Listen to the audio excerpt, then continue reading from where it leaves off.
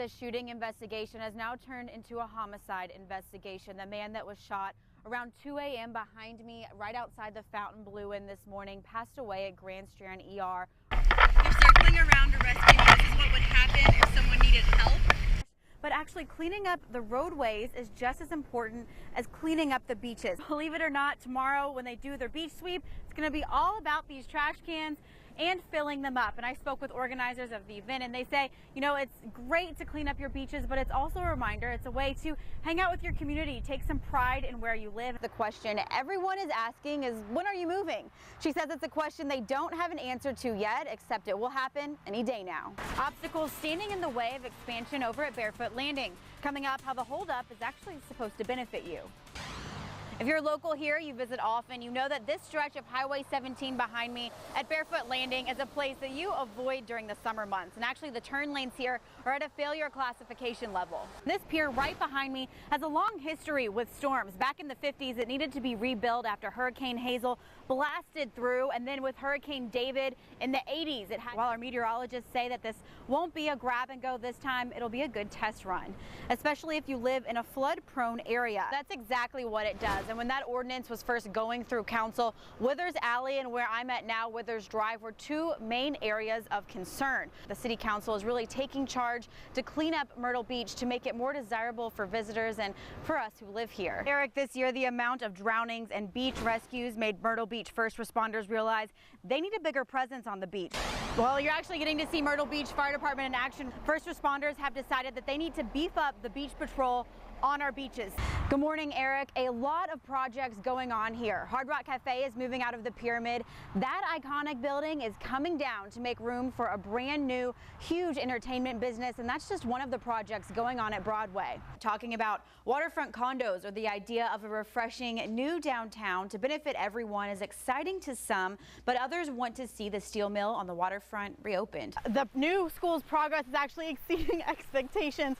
Don't forget your rain jackets today, guys, because it just started downpouring out of nowhere. But anyways, it's exceeding the construction expectations of school officials. Theo, these are families that are working hard to help themselves. There are 17 families in the Habitat for Humanity program right now going through the process to earn their home. And the two groups are the Coastal Conservation League, or CCL, and the Horry County Citizens for the Paving of International Drive. Now here's the road here. You can see where they've started the road work. They've started clearing it, no paving yet. But CCL battled the paving for environmental reasons for years. Filled more than half of its vacancies. Yes, 14 spots to be a Myrtle Beach police officer are now taken, but there are 9 more left going into October. The size of this class is being credited to the recruitment efforts over at Myrtle Beach PD and the future of the department when it comes to how to keep these officers. Myrtle Beach Police spokesman Lieutenant Joey Crosby says recruitment officers attend career, military, and college functions to look for candidates who have histories or do well with police initiatives beyond the badge, like youth involvement and volunteer activities. Lieutenant Crosby says strategies to keep the officers already here have included a department-wide raise last year and this July, a bonus referral incentive, as well as a back-to-school reimbursement program. But he says it's the technology playing the biggest role in recruiting and retaining. So a lot of the younger officers want to know, what is your CSI program like? Things such as the cameras that we've installed around the city, the license plate readers, all those are encouraging steps that younger officers are seeing that we're moving forward in the technology realm. Lieutenant Crosby says the department's 2 newest pieces of technology aren't hurting the recruitment process either. The department has received new sonar equipment this year, and they also have a drone, but they haven't been able to use either yet. Want to get on it?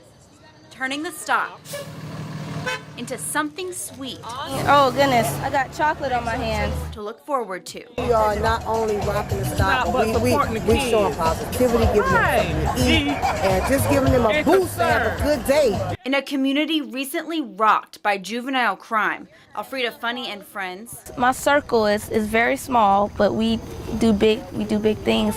decided to start Rock the Stop to reach the community's most vulnerable. Me and Reverend Swift are out here rocking the stop. Facebook, tell Facebook. And they do more I love giving hugs in the morning. than what the eye can see. Confidence building card, like goals So we're going to have the kids write down their goals down, and we're going to work with them, build those goals through the whole school year. Building community relationships, holding the kids accountable for going to school. Have a great day. Expanding friend zones. It's important to show the kids that the community is behind them. We want them to stay in school. We want them to stay positive, get good grades. And when they're finished, then let them know that we're here to support them in the beginning and to the end as well. A bus stop hoping to prove that doing things a different way for students Bye, high schoolers. can sway That if you can touch one person, that it'll take care of the rest. a change of tune. Organizers thought of this idea in July. They were only going to do it Wednesday, the first day of school, but they've continued to do it since, and clearly they have no plans on stopping. Woo! Reporting from Horry County, I'm Meredith Helline, WMBF News. With this story. Theo, truly an inspiring story of someone taking a different path educationally to chase their dream, and of a family who's given up a lot to see their only son do what he loves. It's a sport like no other, and he got his start the classic American way. We bought him a little cart off of Craigslist, and we were at the school parking lot, and he was doing circles, and I started dreaming. And Ray Hicks' dream soon became reality. It wasn't weeks later, we were back on Craigslist buying him a racing go-kart. Ray's son Alex was practicing on the local tracks in a go-kart when he was just 8 years old. They didn't race it around here. So I used to just go out to the track and just in between each race, I used to just make laps for myself around the track. Fueling his dream. When I turned 14, we got rid of that and bought this. And that's when we started racing it here. And starting to make a name for himself here in Myrtle Beach. But racing isn't easy. At about $1,500 for a car repair, $10,000 for the car, race entry fees, and traveling. It's an expense and commitment. But Alex is lucky. A high school opened his freshman year, focused on motorsports, and he went. I mean, everybody at Palm has really helped get me where I am today. As a student, his car was fixed as part of class by other students for free. Alex has graduated now and still sends in his car for repair to help others learn. His family has been there all the way, helping him get noticed in the unconventional styles of NASCAR. I've always referred to him as my bag of Doritos. I've always told him just to market himself. To find his way to the big leagues. It's just something that I enjoy doing, and it's something that I've always enjoyed doing. Supporting him. We really don't have much, but everything we do have is, I mean, it feels privileged that it goes into me and this. And doing whatever it takes to help Alex reach his American dream. Same two words, malicious prosecution. The man accused of kidnapping Heather Elvis out of jail after serving time for violating a gag order. What he says about pending retrial.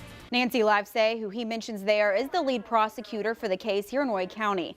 There's plenty more to that, more than 5-minute interview with Sydney Moore. We posted the raw video for you on WMBFnews.com. Just look for this story on the homepage. New details, the search for a missing child in Catawba County, North Carolina is over. 11-year-old Emily Dowdle is safe this morning. She was found last night after she walked out of a wooded area. Officials say she was hiding there for more than 24 hours. She went missing Tuesday after the school bus dropped her off at her home. The end of a $500,000 facelift in the PD is wrapping up, and it's leaving behind some pretty big improvements. That grant money from the Department of Commerce went to work improving the city of Darlington. Warning, the American Civil Liberties Union is urging police to release any footage they have of the shooting, whether it be from body cameras or dash cameras. When Scott got out of his car with a gun, witnesses say they heard police order Scott to put the gun down. That's when 2-year veteran Bentley Vinson opened fire, killing Scott. Vinson is on administrative leave. After the latest round of protests after officer-involved shootings, many people are still on edge. What President Obama did for the mayors of Oklahoma City and Charlotte.